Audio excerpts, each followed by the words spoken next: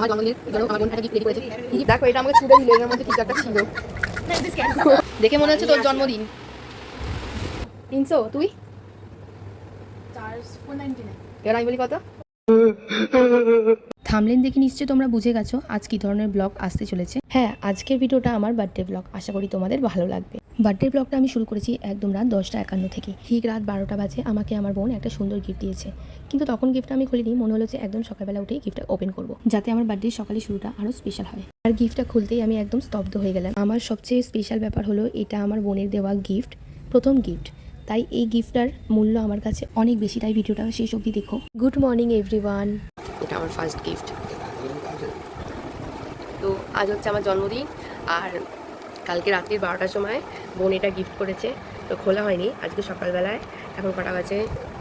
এখন বাজে 7:37। আমি এই সকালবেলায় এই গিফটটা আনবক্সিং করলাম। মানে আমার তো ভীষণ ভালো লেগেছে এই গিফটটা। আর তোমাদের তো আগেই বলেছিলাম রুমকি এখন কেক বানাতে শিখেছে।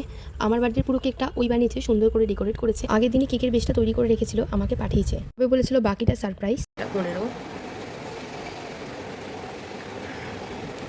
মা এখন রান্না করছে, ওর গলার অবস্থা ভীষণ খারাপ।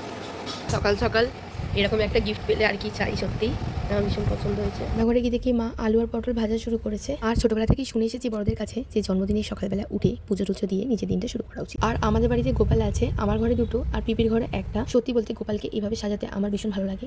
মনে হয় আজ যেহেতু আমার জন্মদিন, তাই ওনারাও আজ আমার সঙ্গে সুন্দর করে সেজে থাকুক।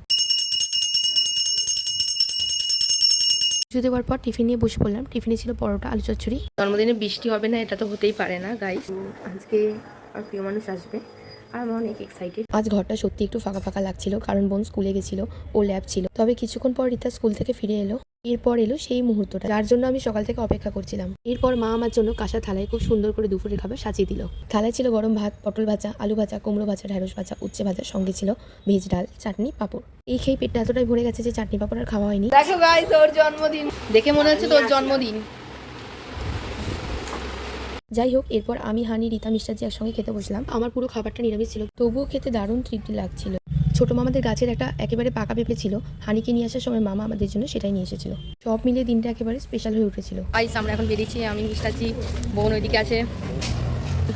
তো আমরা এখন যাচ্ছি রঙ্গলিতে। ও আসার সময় মা বাবার গিফটটা নিয়ে এসেছে, কিন্তু ও কি দেবে সেটা বুঝতে পারছিল না বলে আমাদেরকে রঙ্গলি নিয়ে গেল। ওখানে গিয়ে 3টে ড্রেস ট্রায়াল করছিলাম, কোনটা আমাকে সবচেয়ে ভালো মানাচ্ছে। প্রথম জামাটাই আমার বেশি ভালো লেগেছে। গাইস আমি এখন মল দিয়ে এলাম, মিষ্টাজি জামাটা আমায় দিয়েছে। মাকে এর আগেও তোমরা ব্লগে দেখেছো। গাইস যে সুন্দরী, হাই করো। ও লজ্জা। আচ্ছা মিষ্টাজি হাই, হাই করো। হাই মুখে বলো, মুখে বল। হাই। দেখো ওদের সবার এসে রনি। হ্যালো, আমার দাম কত বলবে? তোরা বল কত? 300 তুই? 499। এবার আমি বলি কত? 899। তাই এত দাম? এত দাম? ওটাই আরে তো। তুই আগে বলে আমাকে বলতে বলে জুডিওতে সেল চলছে সবকিছু। এক সেকেন্ড তো ওইখান থেকে দিয়েছে না? হ্যাঁ আমি বললাম জুডিওতে কত দিয়েছে? জুডিওতে পছন্দ হবে না। জুডিওতে গেলে ভালো করতে মানে অফার চলছে আজকে। গাইস আমি পুরো লল হয়ে গেলাম। তো গাইস আমি এখন যাচ্ছি রুমকির কাছে। দেখছি ওই যে আমার জন্য কেক বানিয়েছে, আমি খুব এক্সাইটেড। ওপরে যেতে না যেতেই দিদি ভাই আর রুমকি বলছে এই আছিস না এখনো, শেষ হয়নি পুরোটা। তো আমার তো কৌতূহল হচ্ছিল, তাই একটু উঁকি মেরে দেখে নিলাম আর কি।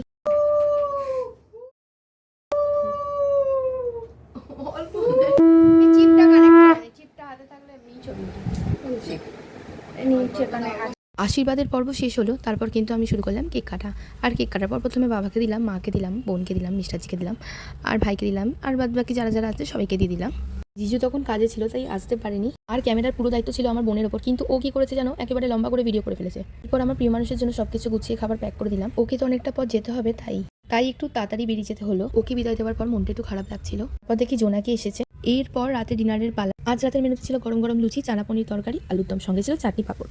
চাটনি আর পাঁপড়ের ভিডিওটা করা হয়নি। যাই হোক, আজকের ভিডিওটা এখানে শেষ করছি। আর একটা ছোট্ট অনুরোধ, তোমরা কিন্তু আমার ভিডিওতে খুব কমই লাইক করছো, তাই প্লিজ ভিডিওটা ভালো লাগলে লাইক করে দিও। এটা ছিল স্পিকার, আমার বাবা গিফট করেছে।